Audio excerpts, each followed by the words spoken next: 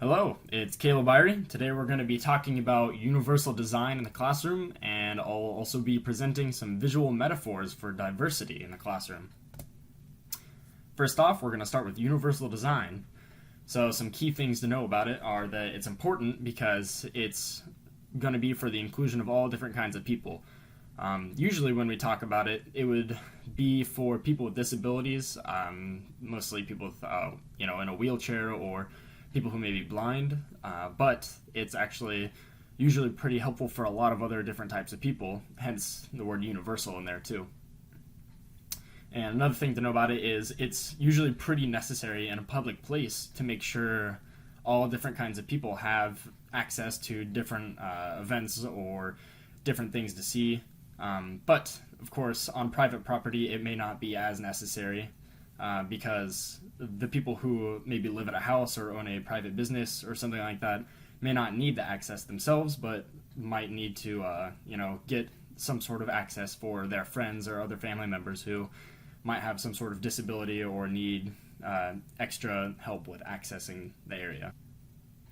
So, one of the first places that I'm going to be talking about is at the train station. This place is very public. We happen to visit a lot, so I got a lot of chances to see a lot of the different things that they do for access. And just a few of the things that I'll be naming today are bumps, and those can be found on a sidewalk. I'll mention that in a second. A wheelchair bridge is what I call it because I don't know if there is a technical name for it. Automatic doors, voiceovers, and the fact that they use both Irish and English on their signs. So the first aspect of the train stations that I mentioned were these bumps. Now, as you can see on the picture on the left, these bumps are located right next to where the trains arrive. They're these small little colorful dots that are right there next to where the trains come in.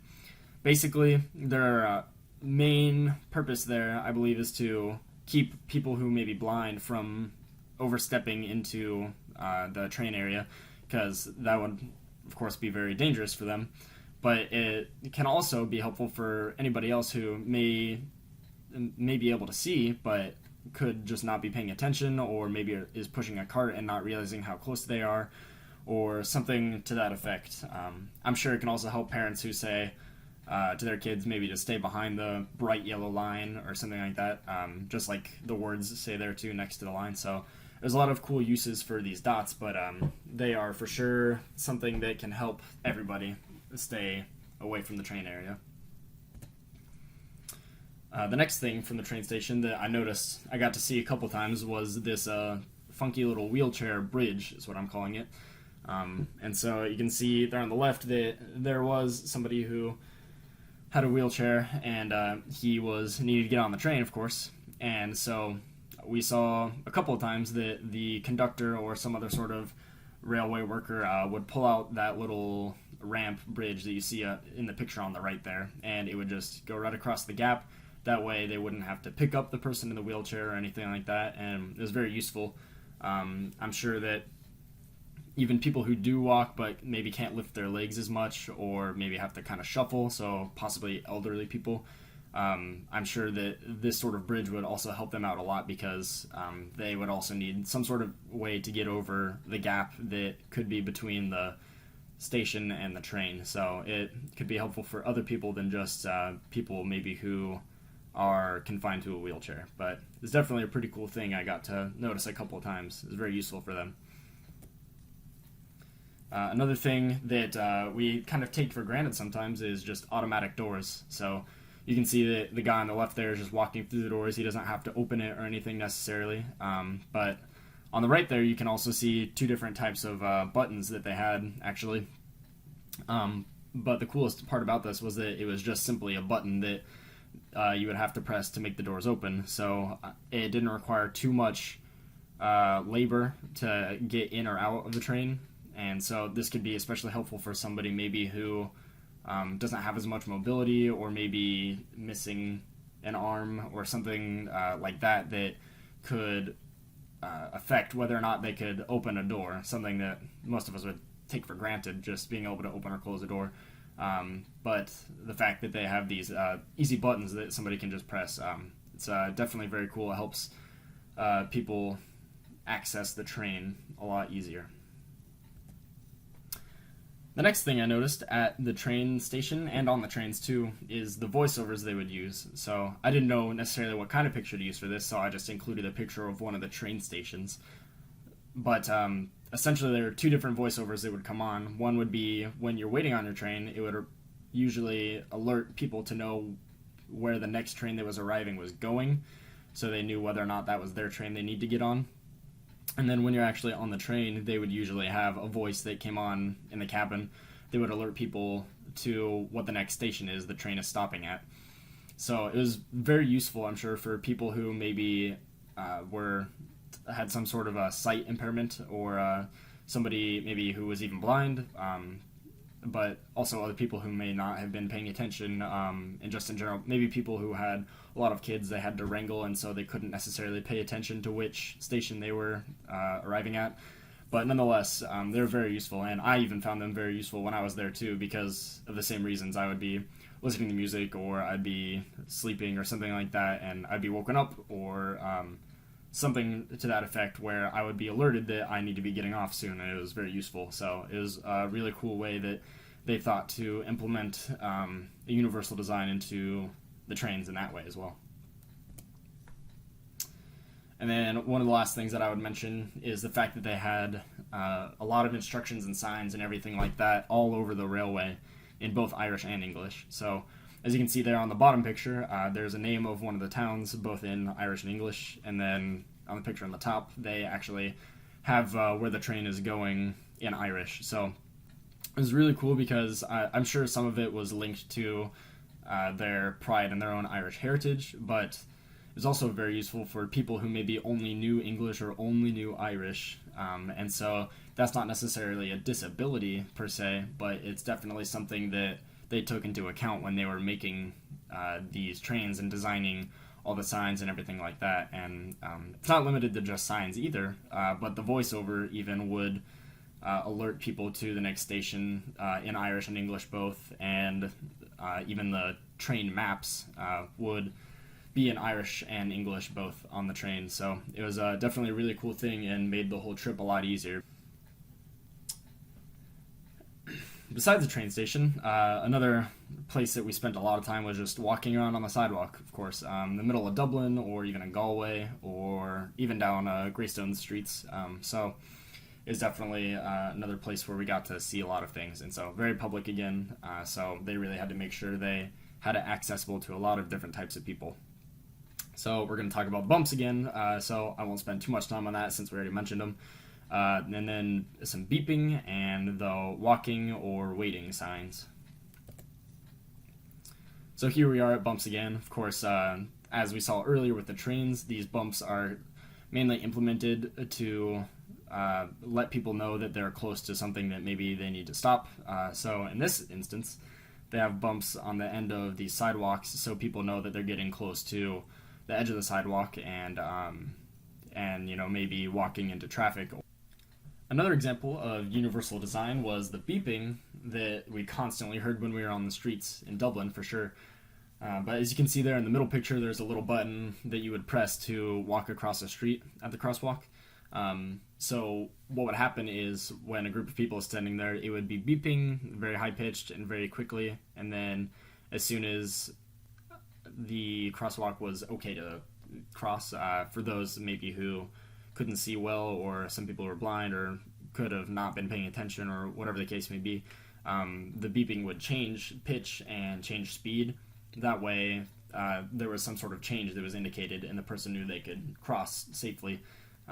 So it was definitely a really cool thing. I found it helpful when I just wasn't paying attention, maybe looking at a map or looking around at the different stores and then realized I could cross is very useful.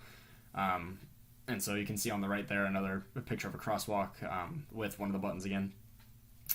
But I do have a note about this beeping too. While it was useful most of the time, it was bad in some cases, I think. Could have maybe been thought out a little bit better, because in the picture on the left, you can see how there's a crowded small island right there, and a couple of poles with buttons on them for different crosswalks.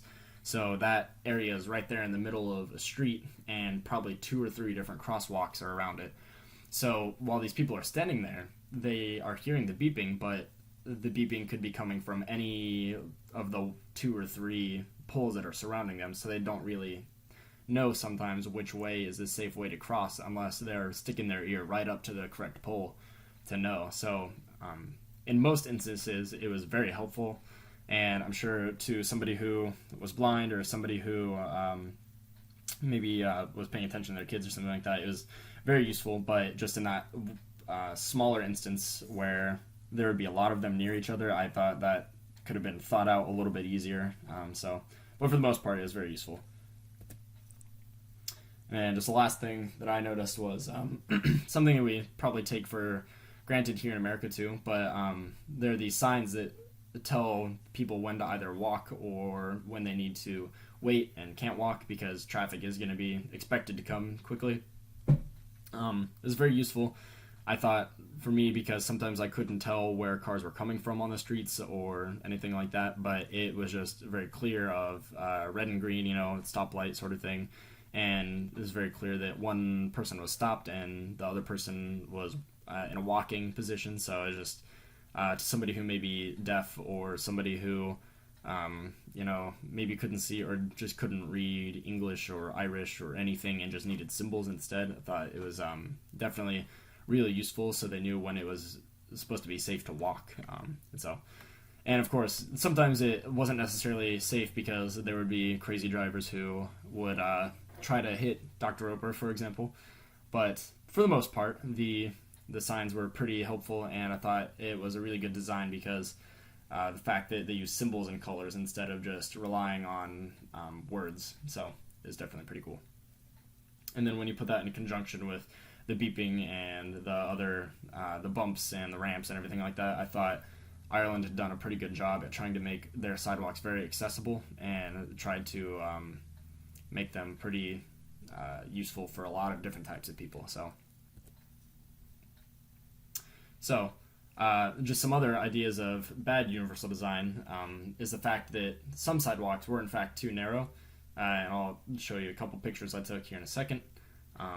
Just the buses in general, I thought could have been thought out maybe a little bit better, and the halfpenny bridge in the middle of Dublin I thought was a pretty good example of the fact that they just didn't even take people with disabilities into account. So as you can see in these two pictures, there are some very narrow sidewalks that were found around in different cities.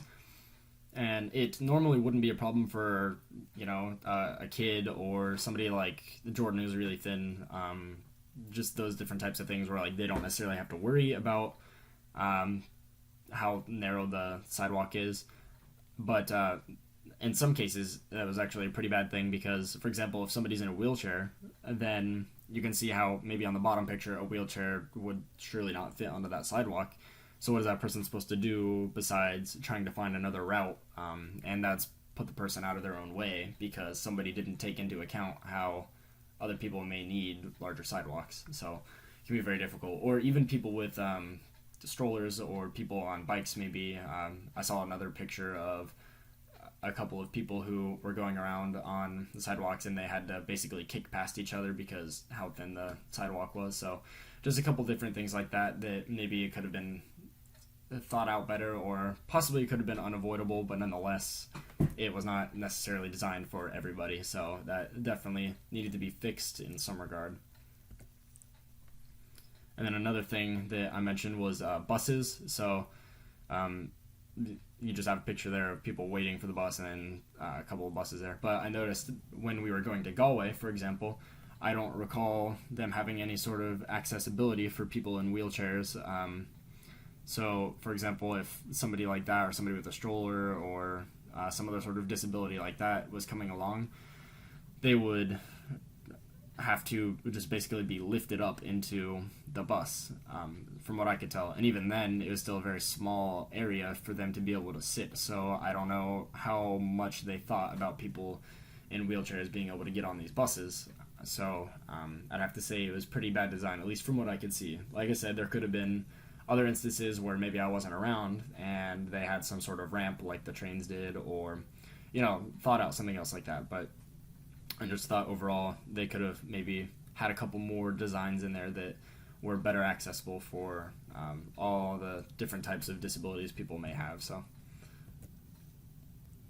and then I thought this was actually a pretty big example of bad universal design.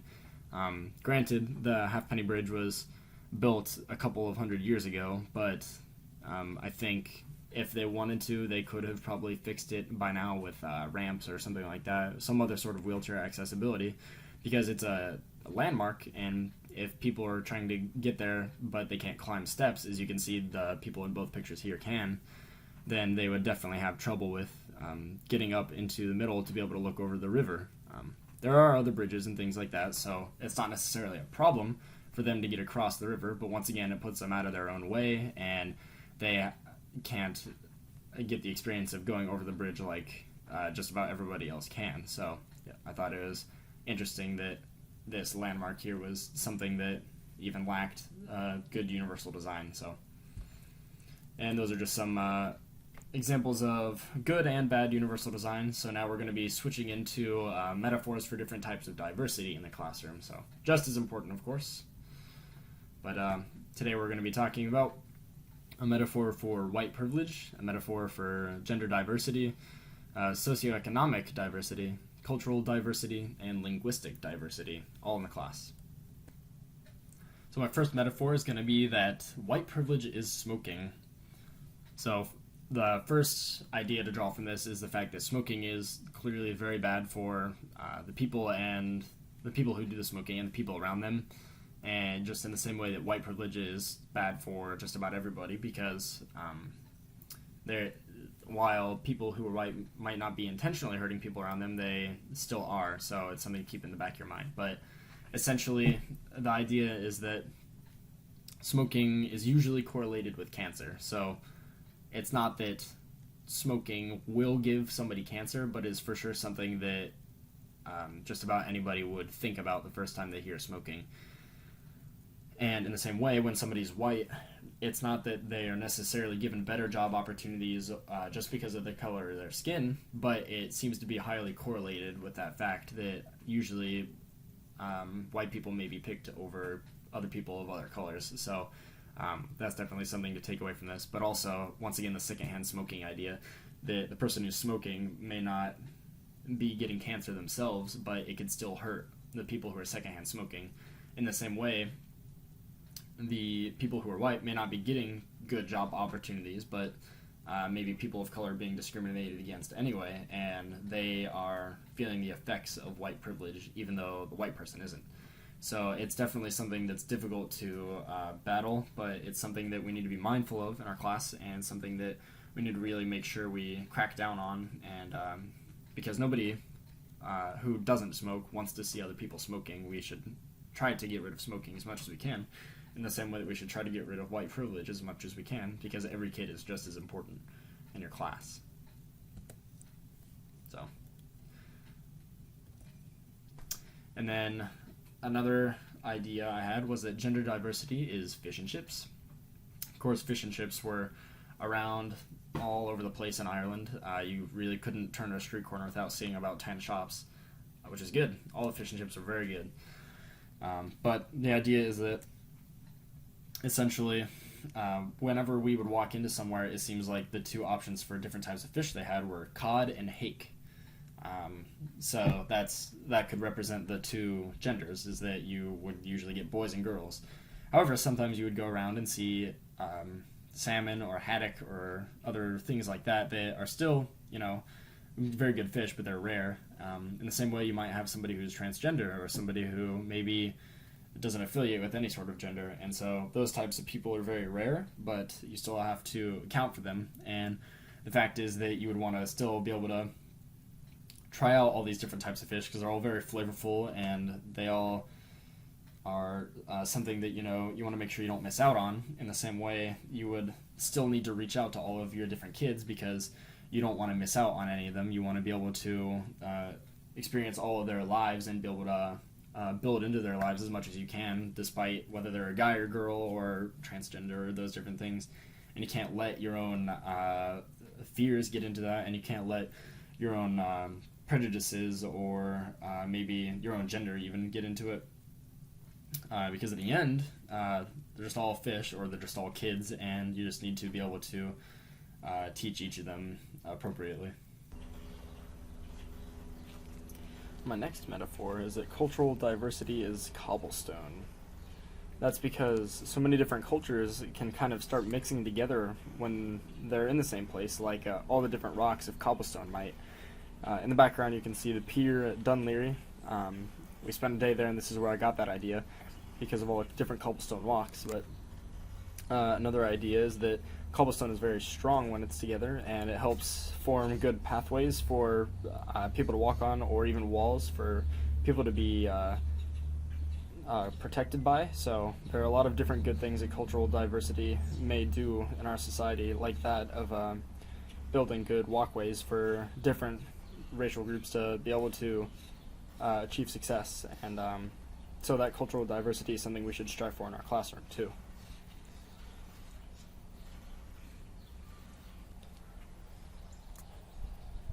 The next metaphor I thought of was that socioeconomic diversity is espresso. So, of course, there are a lot of different places to get espresso in Ireland, and I think the best way to think about this metaphor is if you think about the different amounts of milk kind of being like the different amount of money that people may have, and that's kind of a strange thing, but basically it's that although these different drinks have different types or different amounts of milk in them, all the drinks are going to taste as good, and they all cost about the same. So that's saying all the kids that you may have in a classroom, they may be richer or poorer, and that can change the way they may taste, the way they act in the class and everything. But you should still spend the same amount of time on them and put as much effort into giving them an education as the other kids.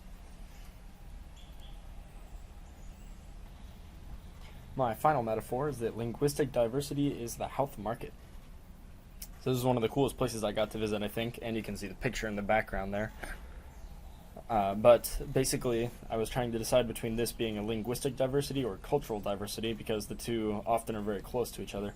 Long story short, I saw a couple of people who seemed like they were speaking Russian or something like that, and they were trying to talk to a Portuguese shop owner, and they were having trouble because neither of them spoke the same language, but they were still trying to interact. So it reminded me of the whole language barrier thing, and I just thought that kind of pushed over the edge for me picking linguistic diversity. But essentially, if you think about a marketplace, it's a place that pulls in all these different ideas from different cultures, of course, and people who speak different languages, and use it as their own marketplace. And so that's kind of how language can act sometimes too, of picking and choosing different things from different languages and bringing them in to create a new language or a new place where people may hear things differently, or a new place where you can go and buy different crafts or baked goods and things like that. But essentially all these shops have their own standing in the marketplace, and I think that's the same way that it should be for all the different languages that may arise in our classroom, because it may be easy for us to just teach the English-speaking students, but we have to make sure we cater to all the different types of students too, because we know sometimes it's more difficult for people to speak just English. And so I think this health market was a really good way to show some diversity and be able to help promote linguistic diversity. So today we talked about how universal design is something we must implement in the classroom for our students with different needs or disabilities, and how that can be seen in the real world. And then we talked about how, as educators, we need to strive to meet the needs of all different types of diversities that we may see in the classroom, including socioeconomic, or gender, or race, many different types. So, in conclusion, I think the biggest thing we need to know as teachers is that there are going to be a bunch of different types of kids, and we need to make sure to cater to all those kids' needs instead of turning a blind eye towards any of them, because in the end they're all our students and we need to be able to teach them all equally.